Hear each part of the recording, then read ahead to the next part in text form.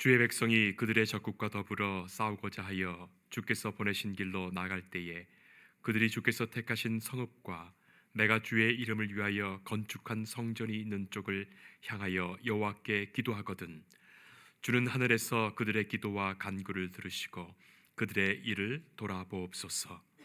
범죄하지 아니하는 사람이 없사오니 그들이 주께 범죄함으로 주께서 그들에게 진노하사 그들을 적국에게 넘기심에 적국이 그들을 사로잡아 원근을 막론하고 적국의 땅으로 끌어간 후에 그들이 사로잡혀 간 땅에서 스스로 깨닫고 그 사로잡은 자의 땅에서 돌이켜 주께 간구하기를 우리가 범죄하여 반역을 행하며 악을 지었나이다 하며 자기를 사로잡아간 적국의 땅에서 온 마음과 온 뜻으로 주께 돌아와서 주께서 그들의 조상들에게 주신 땅 곧 주께서 택하신 성읍과 내가 주의 이름을 위하여 건축한 성전이 있는 쪽을 향하여 주께 기도하거든 주는 계신 곳 하늘에서 그들의 기도와 간구를 들으시고 그들의 일을 돌아보시오며 주께 범죄한 백성을 용서하시며 주께 범한 그 모든 허물을 사하시고 그들을 사로잡아간 자 앞에서 그들로 불쌍히 여김을 얻게 하사 그 사람들로 그들을 불쌍히 여기게 하옵소서. 그들은 주께서 철풀무 같은 애굽에서 인도하여 내신 주의 백성 주의 소유가 됨이니이다. 원하건대 주는 눈을 들어 종의 간구함과 주의 백성 이스라엘의 간구함을 보시고 주께 부르짖는 대로 들으시옵소서. 주 여호와여, 주께서 우리 조상을 애굽에서 인도하여 내실 때에 우리 종 모세를 통하여 말씀하심 같이 주께서 세상 만민 가운데서 그들을 구별하여 주의 기업으로 삼으셨나이다. 아멘. 결혼 10년 차 되는 신실한 부부가 있었습니다. 네 분이 아주 한 주일도 빠지지 않고 열심히 주일날이 되면은 교회 나가서 예배를 드리곤 했습니다. 그런데 사정이 있어서 어느 날 교회 나갈 수 없게 됐습니다. 그 부인이 교회 나가지 못하게 됐습니다. 그래서 남편에게 말했습니다. 당신도 알다시피 내가 교회에 빠지는 사람이 아닌데 이렇게 오늘은 교회 나갈 수가 없게 되었으니까 당신이 대신 나가서 꽃배기로 은혜를 받고 오라고, 그래서 나한테 전수하라고 그렇게 부탁을 했습니다. 그러니까 남편이 즐거운 마음으로 가겠다고, 내가 꼭 가서 은혜 많이 받고 와서 당신에게 전수하겠다고. 그때 그 부인이 말했습니다. 당신 늘 교회 나가면 저 뒷전에 앉기를 좋아하던데 오늘은 그러지 말라고, 내 부탁이니까 맨 앞에 앉으라고, 요 앞에 무조건 앞에 앉으라고. 또 하나는 늘 졸던데 오늘은 졸지 말고 정신 차리고 하나님 말씀을 잘 받으라고 부탁을 했습니다. 알았다고 이렇게 약속을 하고 교회 나갔습니다. 정말로 10년 동안 그 교회를 다녔는데 처음으로 맨 앞에 앉았습니다. 그리고 목사님과 눈이 마주치는 가운데 집중적으로 설교를 듣고 예배에 참여했는데 은혜 많이 받았습니다. 자기도 뭐라고 할 수 없는 은혜를, 마치 하늘이 열리는 것 같고 모든 문제가 다 해결된 것 같고 감사감격한 그런 행복한 그런 시간을 가지고 집에 돌아왔습니다.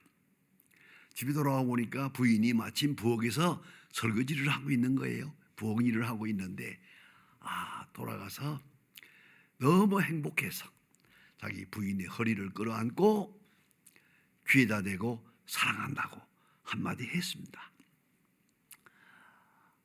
부인이 깜짝 놀랐습니다. 신혼여행 때 신혼여행 가서 딱 한 번 들은 얘기예요. 그 후로 사랑한다는 말을 들어본 일이 없어요. 10년 만에 사랑한다는 말을 남편으로부터 들었어요. 너무 감동하고 행복해서 부인은 물어보았습니다. 오늘 목사님 말씀이 뭐냐고, 은혜 많이 받았다는데 무슨 말씀을 하시더냐고, 그건 비밀이라고 말을 안 합니다. 아무리 물어봐도 무슨 말씀에 은혜 받았다는 말을 하지 않습니다. 월요일날 아침이 됐습니다. 이 부인이 과일 바구니 하나 사가지고 목사님 댁에 예방을 갔습니다.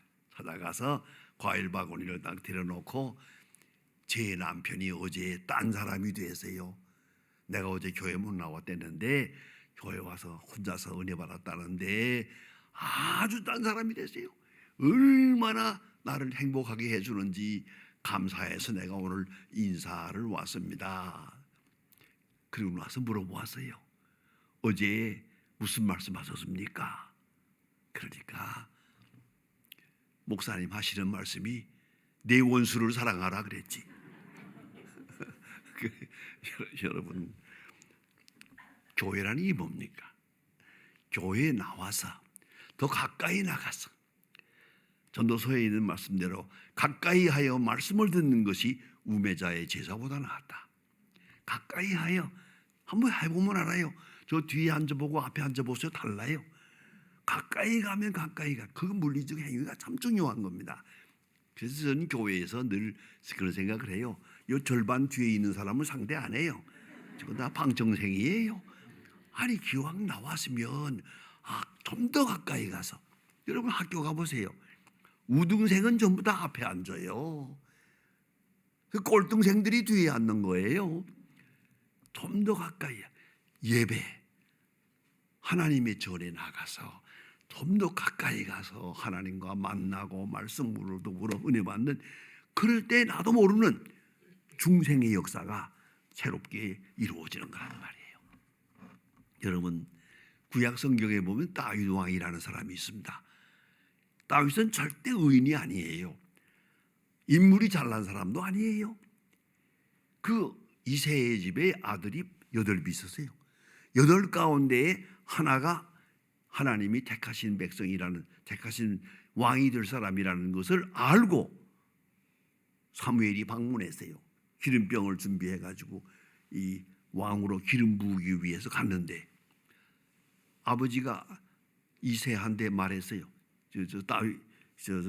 사울 왕이, 사무엘이 말했어요.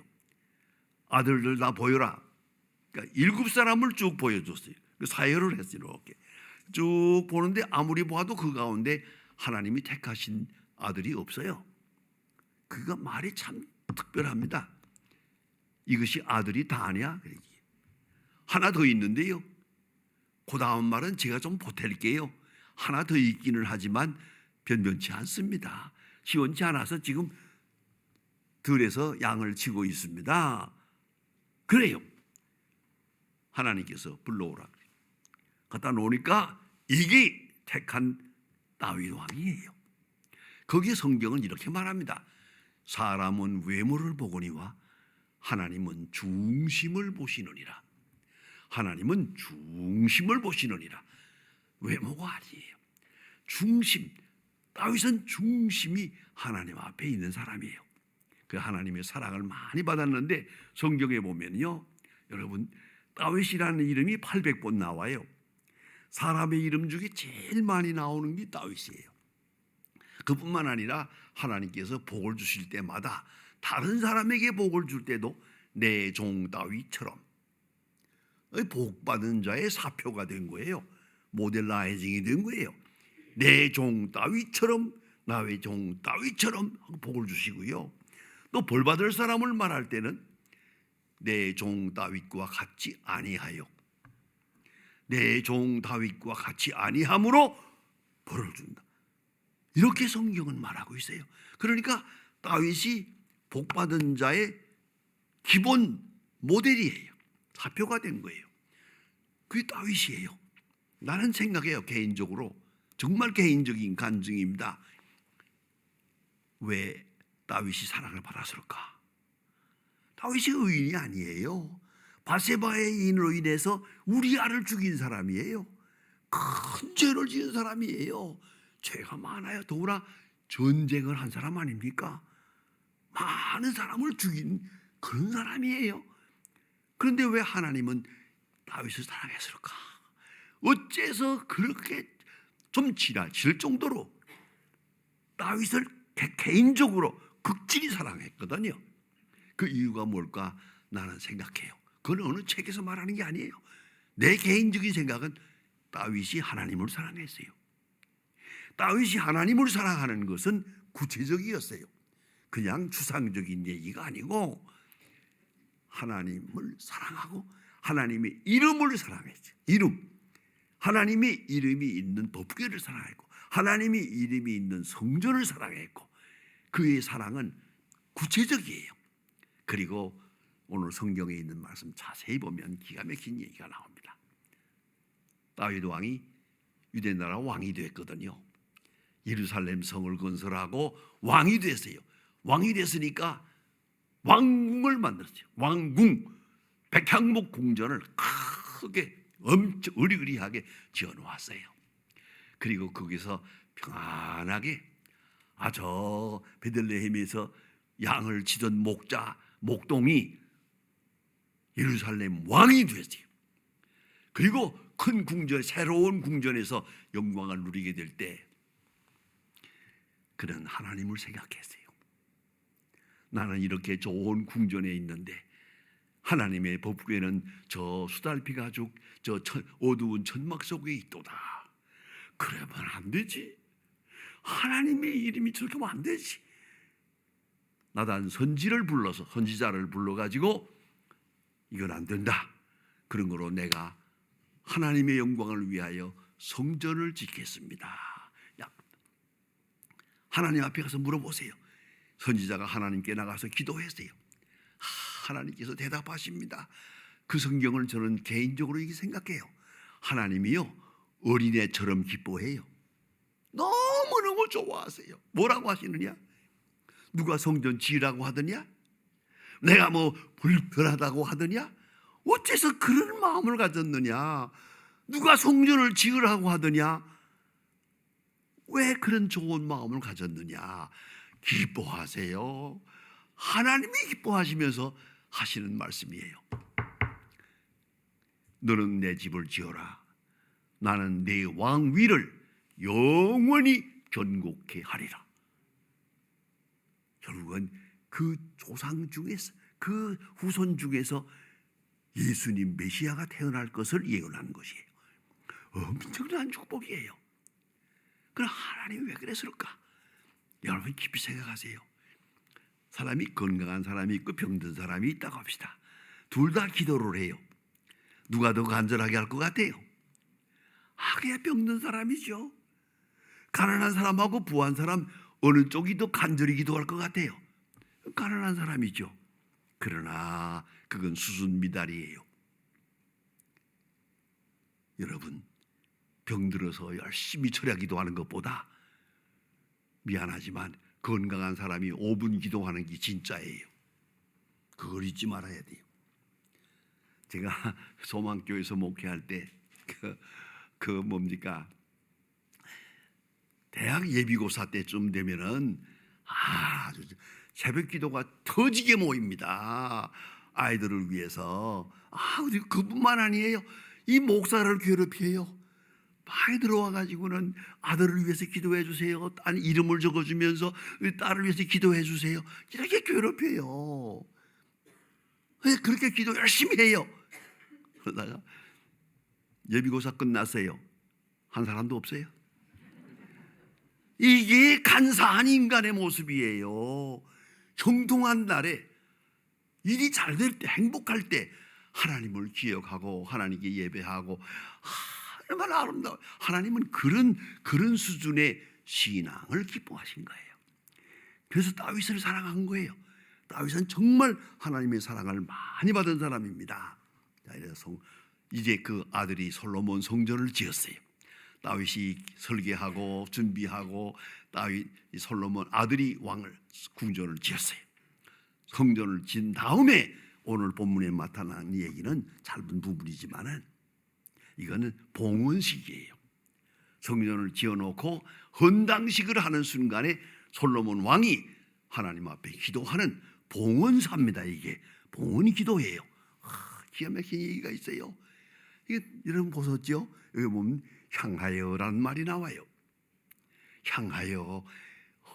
교회에 나온 사람이 와서 기도하거든 물론 복을 주시고 용서하시고, 교회 못 나오더라도 저 멀리 있더라도 교회를 향하여 기도하거든, 성전을 향하여 기도하거든 하나님이여 거기에 복을 주세요. 향하여라는 말을 오늘 읽어볼까요? 집에 돌아가서 한번 해보세요. 향하여 향하여 향하여 7번이 있어요. 기가 막힌 얘기입니다. 이거는 우리가 교회 못 나오더라도 교회를 향하여, 교회를 향해서 마음을 두고, 성전을 마음을 두고 마음이 교회를 향했어요. 그리고 기도하면 하나님 하늘에서 들으시고 응답하옵소서. 이것이 솔로몬의 오늘 이 봉헌 기도에서 나오는 얘기예요. 그래서 보세요. 죄를 지었거든 성전을 향하여 기도하거든 하나님이여 어떤 죄를 지었더라도 용서하소서. 더 그뿐입니까? 죄를 지어서 벌받고 포로 되어 갔습니다. 먼 나라로 노예로 잡혀가서 포로 되어 갔는데 그 자리에서 회개하고 포로된 그 나라에서 예루살렘 성전 쪽을 향해서 기도하거든 하나님이여 용서하시고 다시 본국으로 돌아오게 해주세요. 이거 기가 막힌 기도입니다. 그런가 하면 기근이 나와서 비가 오지 않아서 가뭄이 들어가지고 농사가 안 됩니다. 모두가 죽는다고 난리를 치면서 그래도 성전을 향해서 기도하거든 하나님이여 비를 내려주세요. 그리고 풍부함을 주세요. 이렇게 기도하고 있습니다. 심지어는 이방인들도 하나님의 이름을 알고 성전을 향하여 기도하거든 이방인들도 택한 백성으로 구원해 주세요. 이 오늘 본문의 내용입니다. 여러분, 성전을 향하여 기도한다. 이게 무슨 말입니까? 마음이 성전에 있다는 뜻이에요. 어디에 있든지 여기 있을 때 물론 마음이 여기에 있죠. 다행히 그래야겠죠. 그러나 멀리 있을 때라도, 내가 병원에 있을 때, 입원하고 있을 때, 여행 중에 있을 때, 혹은 군대 나가 있을 때, 멀리 있더라도 성전을 생각하며 성전을 향하여 기도하거든 하나님 응답해 주세요. 이것이 본문의 내용이에요. 여러분 가만히 보세요. 두 가지 사람이 있어요. 어디에 있든지 마음이 성전에 있는 사람이 있어요. 여행 중에 있어도 교회를 생각하고, 병 중에 있어도 교회를 생각하고, 감옥에 있어도 교회를 생각하고, 또 군대 나가서 큰 고생을 하면서도 성전을 생각하고, 시간이 되면은 성전을 생각하며 기도하는 사람이 있어요. 그런가 하면 참 좋지 않은 말입니다만은 성전에 나왔는데 마음은 성전 밖에 있는 사람이 있어요. 그게 문제라고요. 보세요. 어떤 것 같아요? 제가 목회할 때 그런 일 많이 있었어요. 어떻게 해가지고 새로운 비누를 만들었대요. 새로운 비누 하나 만들어가지고 나한테 와서 광고해달래요. 비누 팔라고. 그 사람 볼 때는 이 많은 교인이 전부 다 이게 고객이요. 장사할 생각만 하는 거야. 이거 광고해달라고. 이거 얼마나 날 괴롭히는지 몰라요. 그런가 하면 또 선거철이 되죠.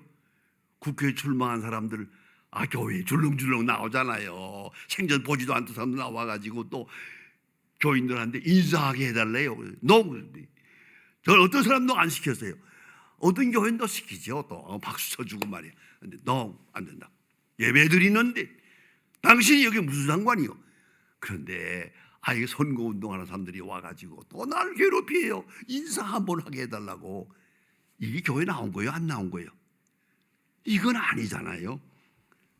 참 무서운 얘기입니다만 제 장모님이 연세가 높았을 때, 좀 여름에 좀 건강할 때는 아주 여름 수양회 많이 가서요. 부흥회, 산에서 하는 부흥회 가서 철야기도도 하고 뭐 이렇게 하는데, 언젠가 한번 갔다 와서 제가 목사인 줄 하니까 나보고 하는 말이, 야, 내가 특별한 걸 모았다. 뭔데요? 그러니까, 내 옆에서 철야 기도하는 사람이 있는데 그랬어요. 철야 기도하는 사람이 손을 막 이렇게 하고서 죽만 밤새껏 죽만 하더라. 그래서 너무 마음에 안 돼서 그냥 좀 모르는 사람이지만 아침에 물어봤대요. 그 충만 하는데 그 충만이 무슨 뜻인지 아세요? 그러니까 그거 모르세요? 충만해야 돈을 벌잖아요. 충만해야 장사가 잘 되죠. 그러더래요.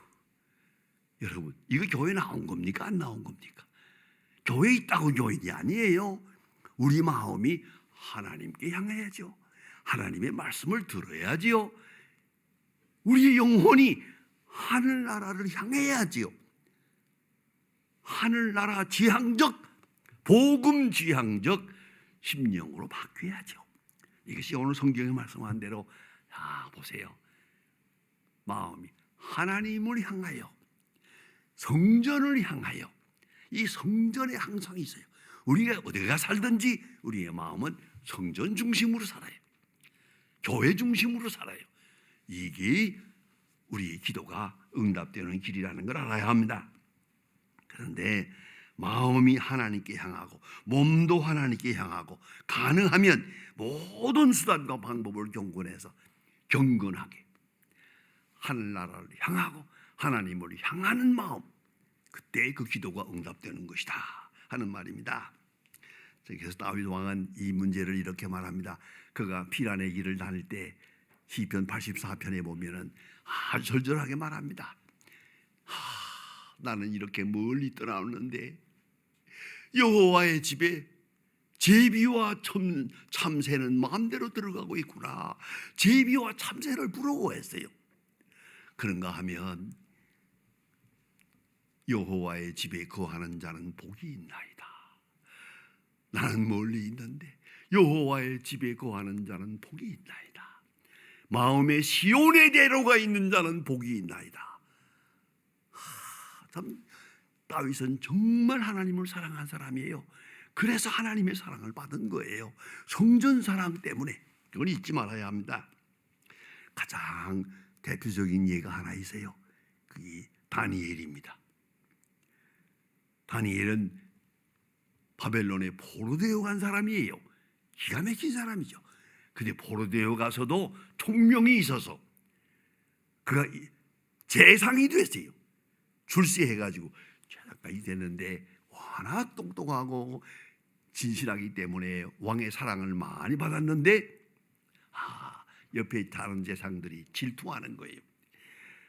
그래가지고 이 다니엘을 없애버리려고 계획을 세웠는데 아주 기가 막힌 계획을 세웠어요.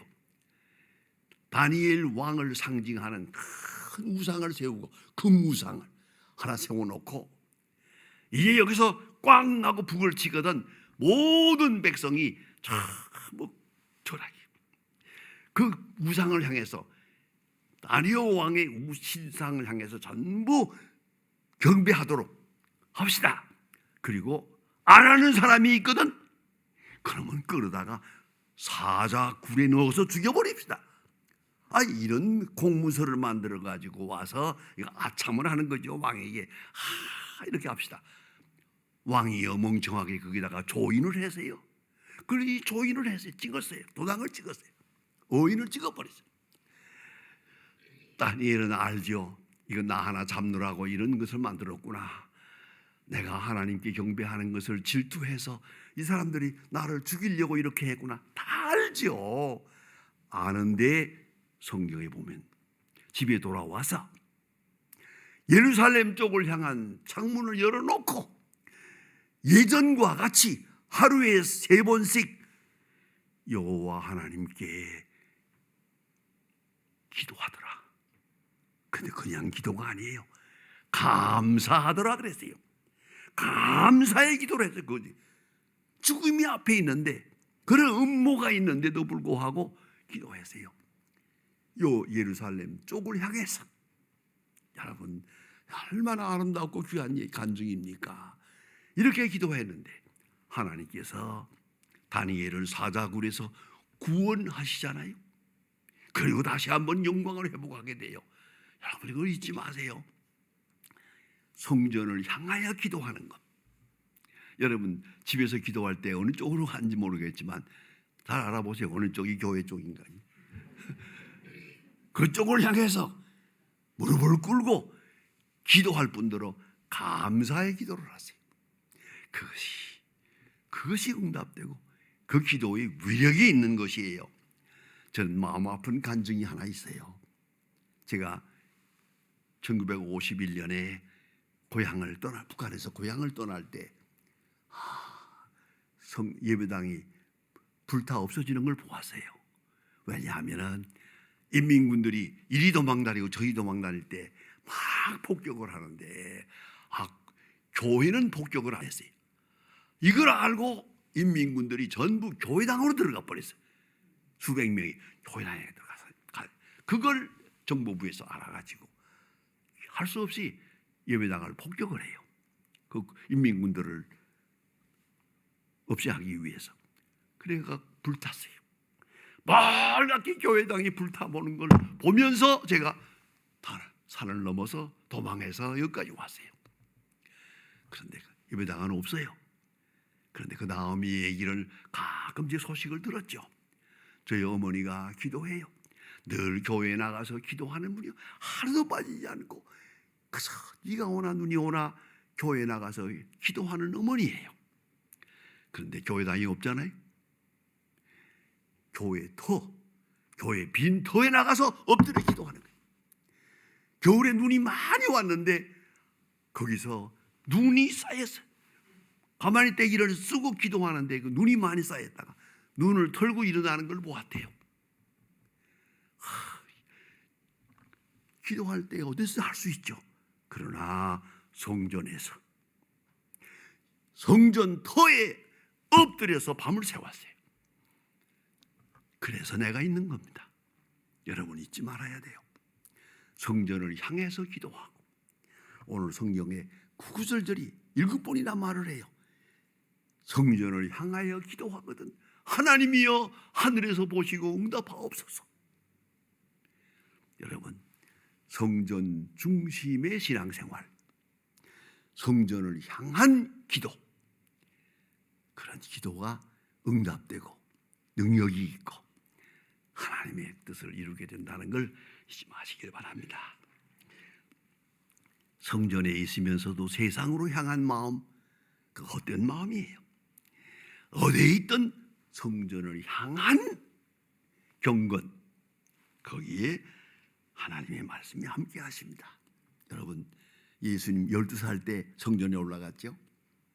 그때 12살 난 예수님 하시는 말씀 보세요.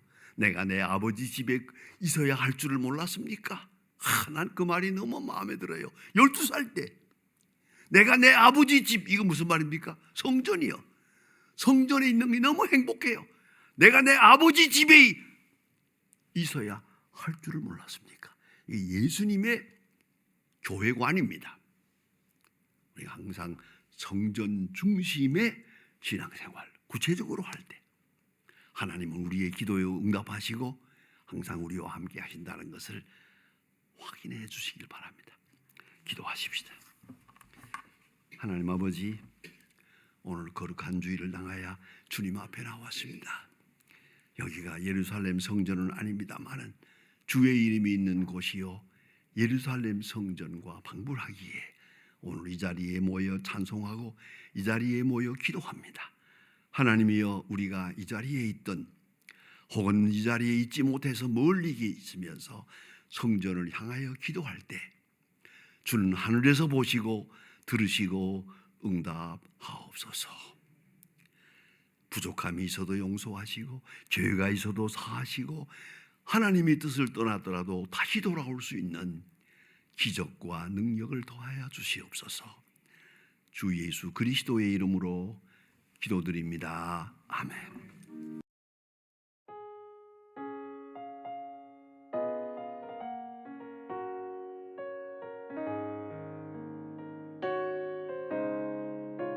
주 예수 내가 알기 전 날